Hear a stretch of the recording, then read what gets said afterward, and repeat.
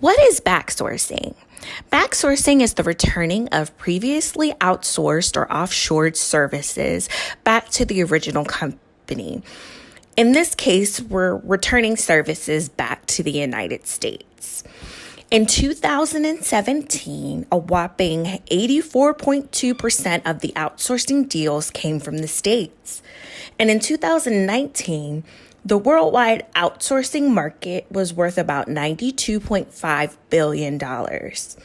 Some of the commonly outsourced services are things dealing with manufacturing, information technology, as well as call centers and customer care. Next, we will look at the ethical dilemma of offshoring. So, when firms offshore jobs, their primary objective is almost always to cut costs. These costs are reduced because companies are able to transfer labor to countries with lower wages. When offshoring, these wages may be very low, and the working conditions are usually very poor. Offshoring also results in an increase in child labor. There are some pros about offshoring. Offshoring does provide jobs for people in underprivileged countries, but those same jobs are depleted in the U.S. And one major pro about offshoring is more often than not, globalization tends to benefit a country's economy as a whole, and offshoring is an element of globalization. So the opening question that we would like to address is it ethical for businesses to continue offshoring, or should these jobs return to the U.S.?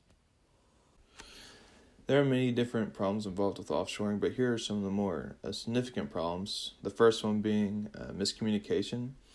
This is kind of refers to the language barrier and foreign nations not able to communicate effectively of how you want a product to be designed, and also or how much of a product you want to produce.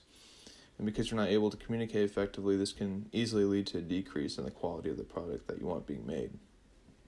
Something that's kind of related to this is, segregated work, because you have too many people from too many different countries and working on different parts of one particular product. And because of this, you're not able to coordinate as effectively and create the product that you actually want to create. And you really need that centralized thinking in order to do that. And it's not what you're doing when you're offshoring. You're having too many people work on too many different things. Something that also needs to be accounted for is that with offshoring, this could potentially harm your brand image. If your workers are treated poorly and there's harsh working conditions and a reporter finds out about it, it's not going to look good for your company.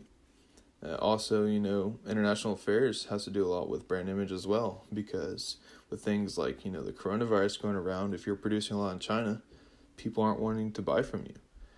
So just being aware of those two things is very important when you make the decision to offshore. Last but not least, something else that could be a huge problem when you decide to offshore is you could lose your intellectual property, because you're giving your own thoughts, your own design ideas to other nations and for other people to produce it. And a lot of the times in these nations, they don't have, harsh restrictions on your designs, and your designs really aren't your own anymore. They can be spread around easily, and they can be sold by your competitors even. So you're not really guaranteed to maintain your intellectual property when you offshore. Now, if you guys would not mind, we have a short, quick video kind of discussing all we've discussed in this presentation, and we would like for you guys to watch it. Minute MBA: Why outsourcing is bad for business.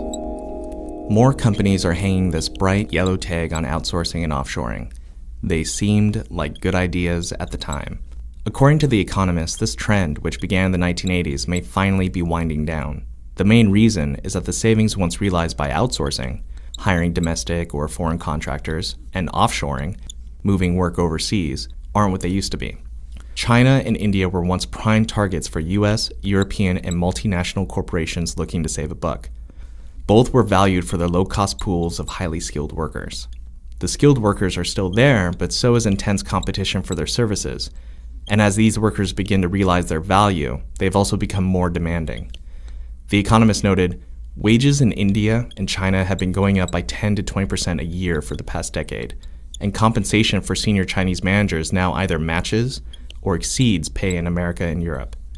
Rising salaries plus the cost of transporting goods to the US market have pushed some companies to reshore some of their production in America. That includes GE, which last year moved the production of washing machines and other appliances from China to a plant in Kentucky. Besides higher overseas costs, other factors bolster the argument that the grass isn't always greener in India, China, or Malaysia. A case in point is Apple's relationship with China-based Foxconn. Foxconn's enormous capacity to mass-produce the iPhone and other Apple products was an advantage. But a series of widely publicized reports, most of which focused on Foxconn's abysmal treatment of its workers, outraged many Americans, embarrassed Apple officials, and damaged the company's brand. Chief Executive Tim Cook ordered an investigation. In December, Cook announced that Apple would move the production of some Mac computers from China to America. Although Cook declared that the main goal was to create American jobs, it can also be seen as a gesture to placate critics of the Apple-Foxconn relationship. Then there's Boeing, the poster company for outsourcing gone bad. The aerospace giant's saga of flawed batteries has grounded its 787 Dreamliner fleet until a fix can be found. According to the Seattle Times, the likely culprit is the hands-off structure of this round of outsourcing, where the company contracted with about 50 top-tier suppliers and essentially outsourced responsibility. Boeing is no stranger to outsourcing. On earlier jets, the company outsourced work on landing gear, batteries, and engines for the 777 and 737. Both planes are renowned for their reliability. But according to the Times, the company gave too much autonomy to their major suppliers and surrendered oversight of subcontractors to the contractors themselves. The result is that there were too many players working on too many pieces with no centralized system of quality control. Quality and Boeing's reputation inevitably suffered. Finally, there's the story of Samsung. For US companies, the rise of the South Korean electronics giant should be a cautionary tale. According to The Economist, South Korean business leaders rarely outsource production and believe that American and European companies are making a mistake in outsourcing as much manufacturing as they do, because this allows other firms a great deal of insight into their processes. They should know. It's the blueprint Samsung followed when it was an outsourcing partner for Japanese firms. The loss of intellectual property that ends up strengthening competition. It's an irony, and one more factor for American corporations to consider when deciding whether it's time to bring foreign production home. For more videos from Minute MBA, check out onlinemba.com.